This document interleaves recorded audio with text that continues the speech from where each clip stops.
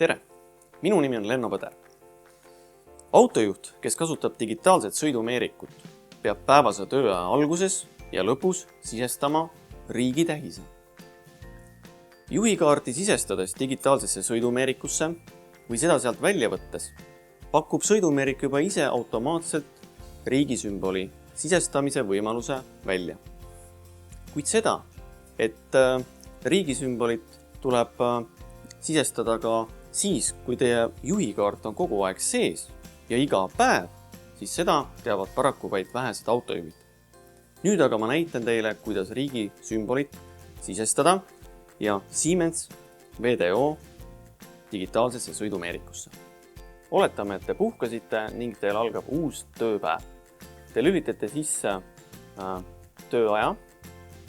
Nii, vajutate menüünupust OK ja liigute noolte abil, kuni ilmub menüüsse sisestamine. Juht 1 on aktiveeritud, vajutate OK ja näete, pakubki kohe välja algusriik.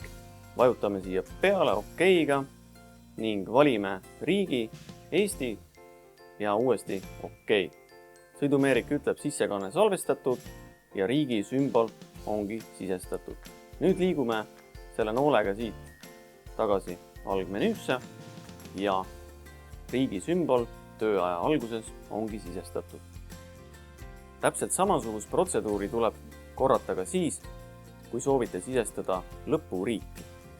Avame taas menüü, vajutades OK. Liigume sisestamise juurde. Sisestamine, vajutame juht 1, OK. Noolega liigume lõppriigi juurde, kinnitame selle OK-ga ning nüüd valime sobiva riigi. Ja riikide nimekiri on siin pikk ja kui me leiame omale sobiva riigi sümboli, siis kinnitame selle OK-ga. Nii. Ja liigume tagasi algasendisse ja vajutame oma tegevuse puhke ajale. Nagu nägite, siis riigitähise sisestamine on üks väga lihtne tegevus ja võtab aega vaid mõned sekundid. Kuid samas see on kõige massilisem rikkumine, mida autojuhid teevad ja paljudes riikides saab selle eest ka trahvi.